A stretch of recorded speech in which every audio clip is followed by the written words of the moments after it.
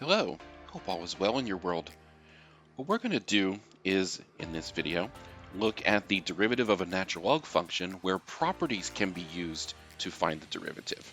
And this is a prime example, no pun intended, of a function where you don't want to really deal with the function as it's written because remember the derivative of natural log, well, let's review that.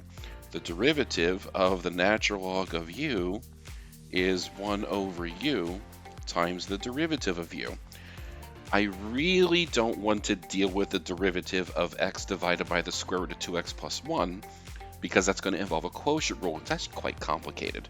There's a quotient rule, there's a chain rule, there's a whole lot going on there. So one thing we can do if our goal is just to find a derivative expression is to rewrite the logarithm using properties. So the first thing to remember is that we have the natural logarithm of a quotient. So remember that that is the natural log of the numerator minus the natural log of the denominator. So already that's looking better because we can handle the natural log of x no problem. Natural log of the square root of 2x plus 1, that might be a little challenging. But remember, square roots can be written as powers. So that's really the natural log of 2x plus 1 to the 1/2. And remember another logarithm property is that the power, the 1/2 power, can be brought down in front of the natural logarithm. And that is as much as this simplifies. So remember, this is all just y. We have not taken a derivative yet.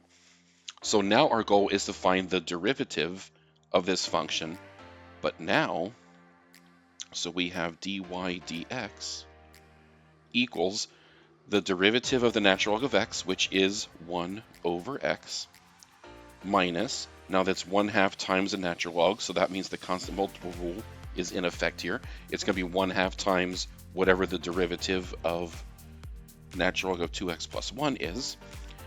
And according to our formula up here, the derivative of natural log of something is 1 over the something times the derivative of the something.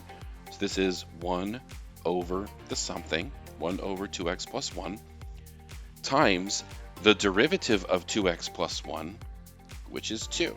So this 2 comes from the derivative of 2x plus 1. Now all we have to do is simplify, and then we are done.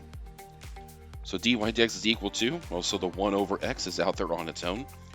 If we look here, we have a 1/2 times a 1 over 2x plus 1 times a 2. Well, I know that 1/2 times 2 is 1, so those cancel.